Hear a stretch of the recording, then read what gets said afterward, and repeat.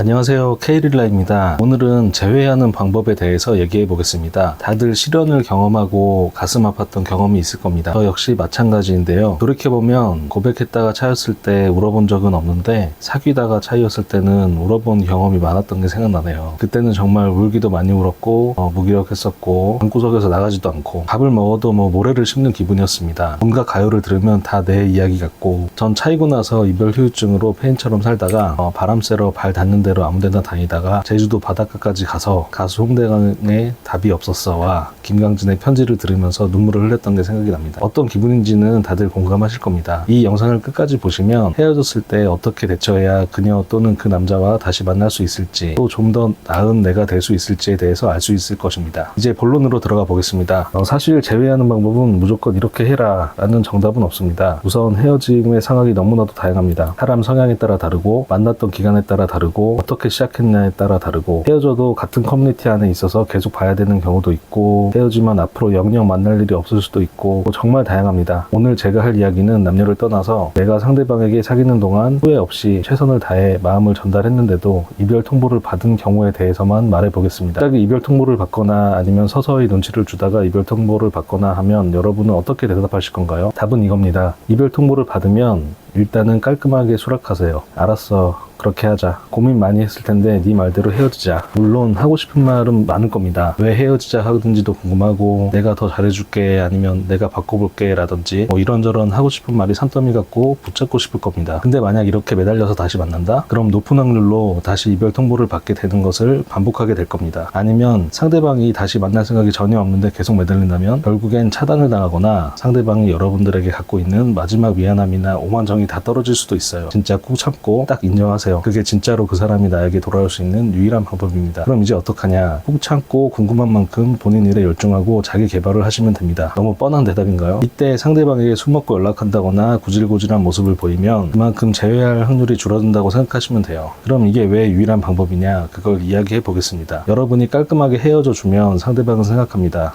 얘 왜 이러지? 내가 너무 심각하게 생각했나? 그리고 당장은 후련할 수도 있습니다. 이별 통보하는 게 미안했는데 여러분이 깔끔하게 오케이 해주니까 후련할 수도 있죠. 하지만 며칠, 몇 주 아니면 몇 개월이 지나면 결국엔 만나는 동안 자신에게 최선을 다했던 여러분이 생각납니다. 이건 무조건입니다. 그렇게 시간이 지나면 상대방은 결국 여러분들 인스타나 카톡 프로필을 염탐하거나 아니면 지인을 통해서 여러분 소식을 들으려고 노력합니다. 그리고 다시 연락이 올 거예요. 연락 안 와도 여러분은 상관없습니다. 이미 본인의 삶을 충실하게 살고 있고 그 자체가 새로운 인연을 맞이할 준비를 하고 있으니까요. 만약 연락이 오면 그때는 바로 폭풍 카톡으로 답장하지 말고 가벼운 일상을 공유한다든지 최대한 덤덤하고 자연스럽게 답장하세요. 그럼 상대방은 얘 왜 이러지? 변했나? 내가 너무 잘못했나? 하는 5만 가지 생각을 할 겁니다. 그리고 여러분들에게 맞춰서 바꿔 나갈 거예요. 이전보다는 여러분을 좀 더 조심스럽고 소중하게 대할 겁니다. 그리고 다시 사귀자는 말도 먼저 하면 안 됩니다. 상대방이 다시 만나자는 말을 할 때까지 기다려야 됩니다. 먼저 다시 사귀자고 굽히고 들어가는 순간 상대방은 역시 얘는 날 더 좋아했었지 하면서 예전으로 돌아갈 수 있습니다. 여러분이 과거에 사귀는 동안 정말로 순수하게 상대방에게 내 마음을 전달하고 잘 대해줬었다면 상대방은 헤어진 기간 동안 다른 사람과 여러분을 비교할 수도 있고, 아니면 솔로로 지내면서 여러분의 빈 자리를 느낄 수도 있습니다. 그리고 여러분의 소중함을 깨닫게 될 겁니다. 여기서 중요한 건 여러분의 진심을 담은 마음을 고맙게 생각하거나 깨닫지 못하는 상대방이라면 만날 가치가 없습니다. 물론 헤어진 직후에는 정말 힘듭니다. 저도 정말 많이 만나보고 헤어지고 했는데 단 한 번도 마음이 편했던 적이 없습니다. 근데 웃긴 게 뭔지 아세요? 헤어진 직후에는